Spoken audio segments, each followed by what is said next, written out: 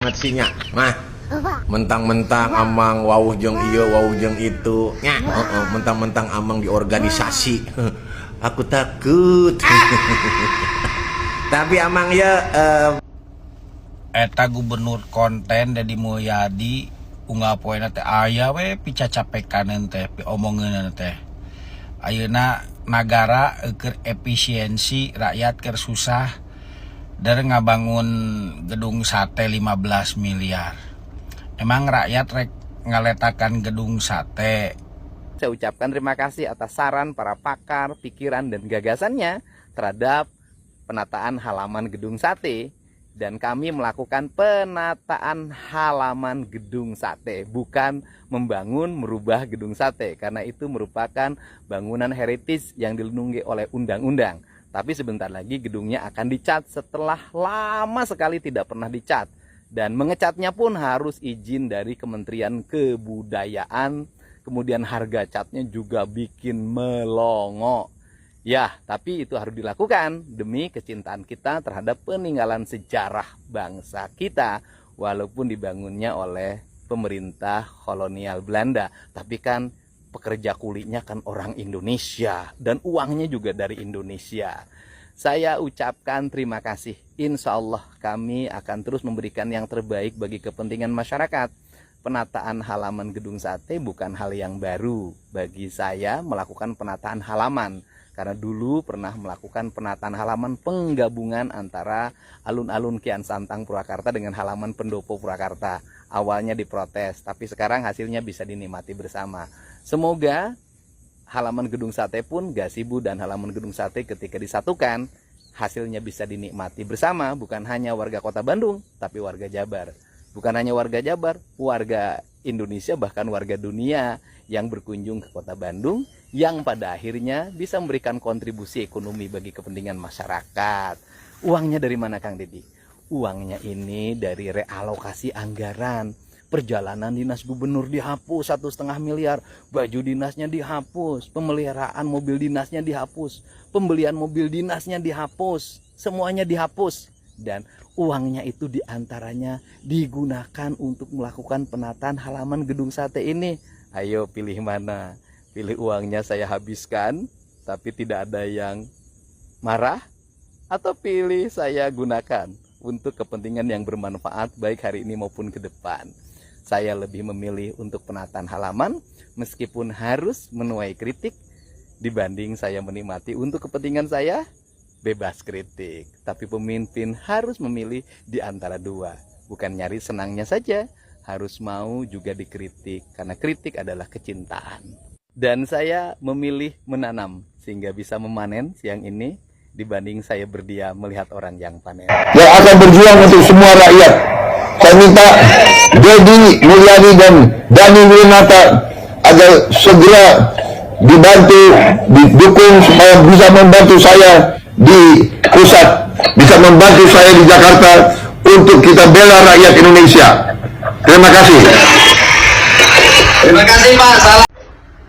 Eta gubernur konten Deddy Mulyadi unggah poena teh aya we picacapekan teh omongeun teh ayeuna nagara keur efisiensi rakyat keur susah dari ngabangun gedung sate 15 miliar.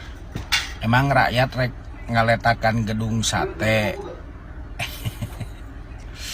rakyat arek usaha der teu meunang wedding organizer jadi saya menang job kulantaran rakyat teu meunang pesta pernikahan anu megah.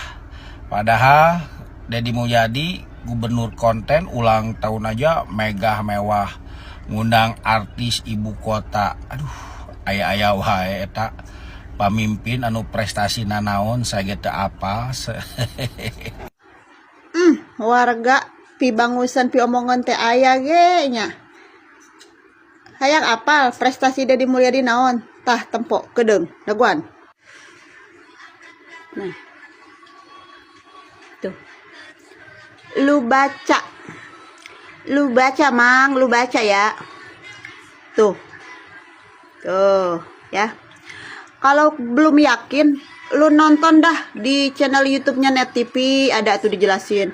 Di Instagramnya Bapenda Jawa Barat ada tuh yang diwakilin sama Pak Sekda, mendapatkan piala juga tuh, penghargaan dari Metro TV juga untuk Pak Deddy Mulyadi ya, terkait kinerjanya di Jawa Barat dan lain-lain.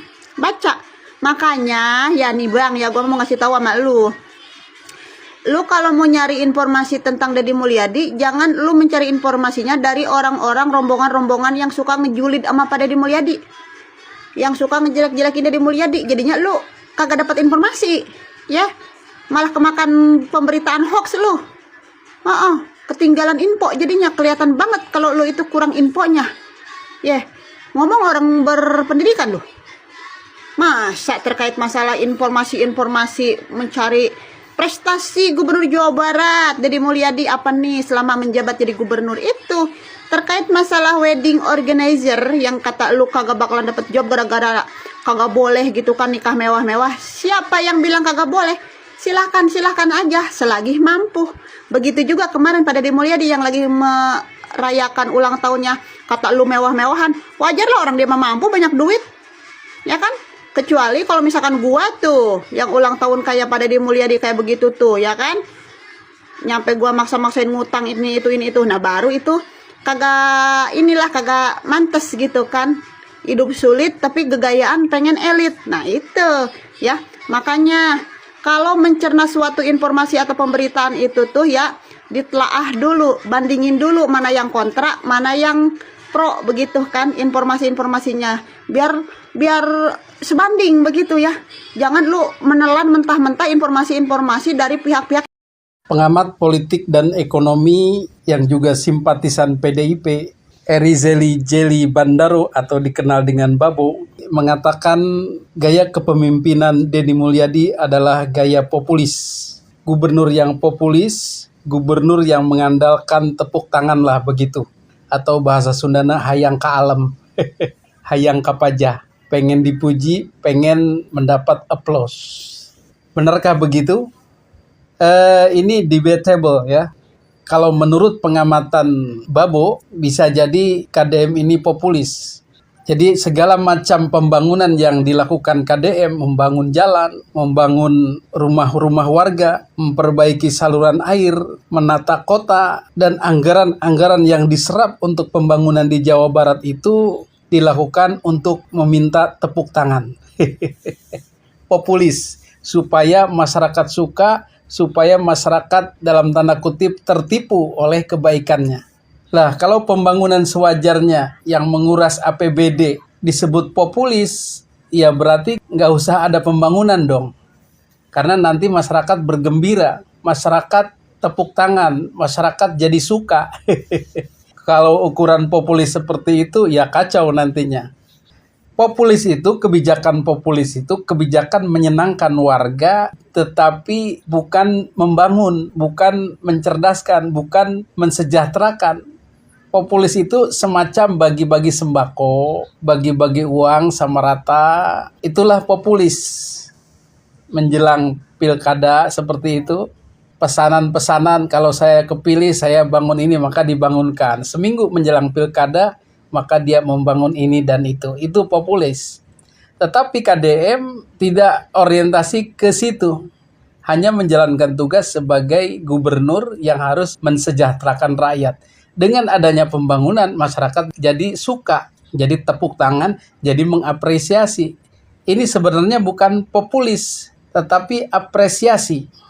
Masalahnya apa? Kata Babo, itu APBD-nya jebol, tekor sekitar 600 miliar.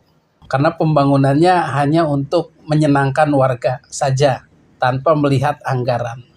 Wallahu alam, tapi bagi kita bukan populis ya. Memang itu seharusnya.